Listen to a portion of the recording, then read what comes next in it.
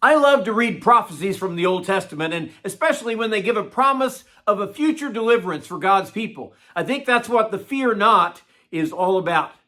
Good morning. This is Pastor Ernie Lewis of the Blue Point Church in Sisney, Illinois, with your thoughts for Thursday.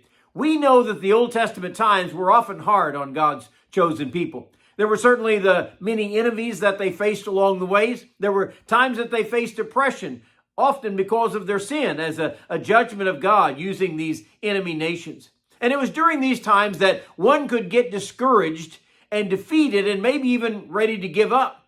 So Isaiah writes to those in captivity to look up for God's deliverance in the future. In Isaiah 35 and verse 3, he says, "Strengthen the weak hands and make firm the feeble knees. Say to those who are fear-hearted, be strong and do not fear. Behold, your God will come with vengeance, with the recompense of God. He will come and save you." Now, we can read how God saved his children from the oppression of Egypt. We know how he opened the waters of the Red Sea to bring about their deliverance from Pharaoh's army. And sometimes when God's people were living in captivity in a foreign country, they seemed to forget about God and perhaps even worship the gods of their captors. Even when we can sometimes get discouraged, we don't see the deliverance of God coming. So Isaiah says, strengthen the weak hands and make firm the feeble knees. This is more than just a lesson in better posture, you realize. He's encouraging them to get out of that slump or that funk or whatever it is that they're wandering around like a cloud in. There are many who have lost heart and don't see a clear future for their lives. He says to them, say to those who are fear-hearted, be strong, do not fear. You know, it's really sad that fear is often a lot like worry.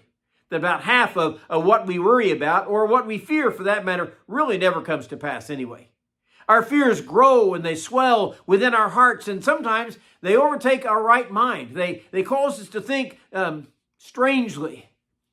He says, rather than dwelling on our fears, realize, behold, your God will come with vengeance and with the recompense of God.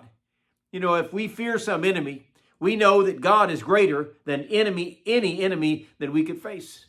Our problem is discouragement, and the biggest problem with discouragement actually is distraction. Like Peter, who was walking on the water to Jesus in the power of the Lord until he began to focus on the waves and the wind, and he began to sink.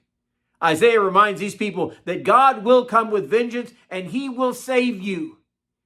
I don't know what your present fear is today. I don't know what battle you're facing or great fear that has come up before you, but I can assure you our God is bigger than that.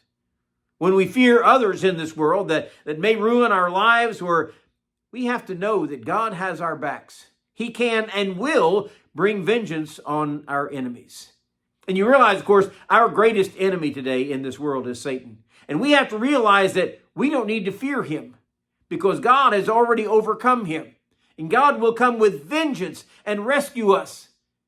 So the plan that Isaiah has for us here is, be strong and do not fear.